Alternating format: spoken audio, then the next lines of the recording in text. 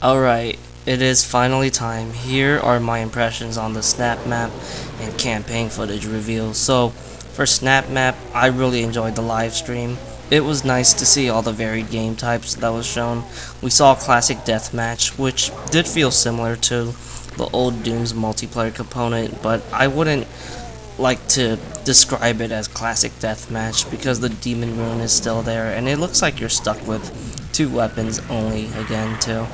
However, the other stuff like the parkour or the co-op mission or the memory game, it was really nice to see how all of these maps or game types were very different from one another.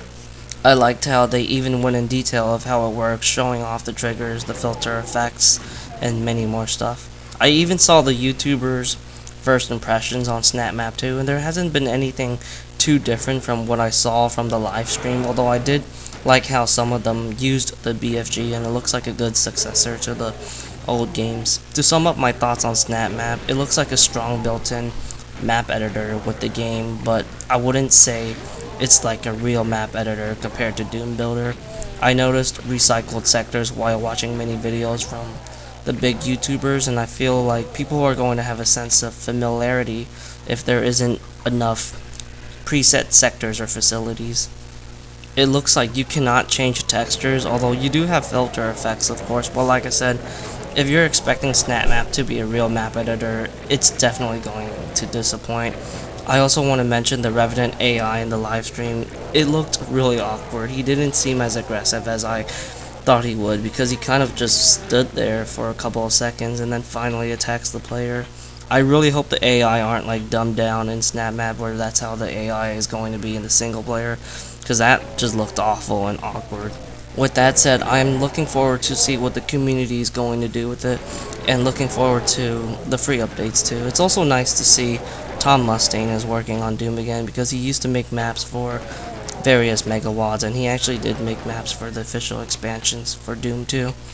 The campaign is next, and this one gave me the best impressions. I absolutely loved what I saw from the live stream. They talked so many stuff like map design, secrets, replayability, combat, the upgrades, etc. It seems like id Software has been lurking on the Doom World forums lately because, from what I've seen, a lot of the hardcore fans generally want to hear stuff like that. I did recently saw the Easter egg secret and the Berserk footage. I think it's cool to have an Easter egg of sectors from Doom 1 and 2 just for a bit of nostalgia, and I also think the Berserk power-up, the new one, is pretty cool. It basically gives you the ability to glory kill anyone in your way without needing to weaken them. I'm still kind of iffy with glory kill. I saw Hugo just mindlessly glory killing many demons, and I just don't know if I like how it seems like it makes you invulnerable and you don't get a sense of consequence for it. I really believe they should make you make you vulnerable while doing it, kind of like in Gears of War where you chainsaw someone, you're not completely immune to damage, you can still die while chainsawing a foe. I really like how the game definitely borrows elements from Rage because of multiple ammo types and all of that stuff. It's going to be really fun to try them all now and see which one is the best and, have some fun with the experimentation.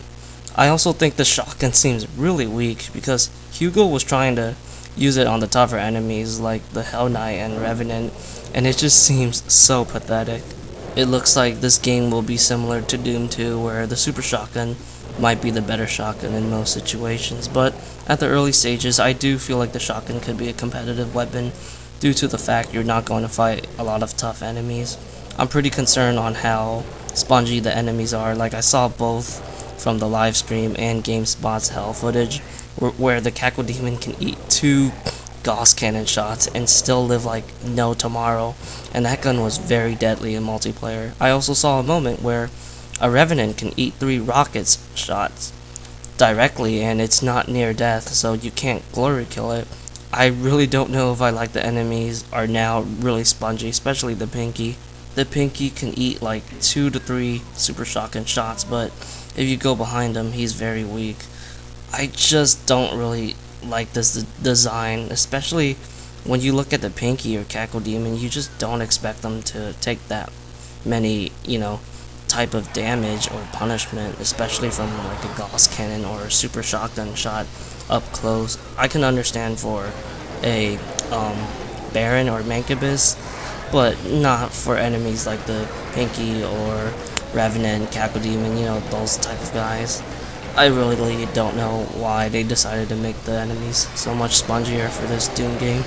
I'm gonna end the video here. There's so many stuff to talk about, and if you have anything you want to mention, just leave a comment and I'll definitely reply back if you're curious of what I think about this or that. But just to put it in conclusion, I really appreciated what I saw. They both gave me a positive experience, and I can't wait to see more content if it still have more to show before the game gets officially released and have a launch trailer. Thank you for watching Doom Nation, guys. Stay tuned for more.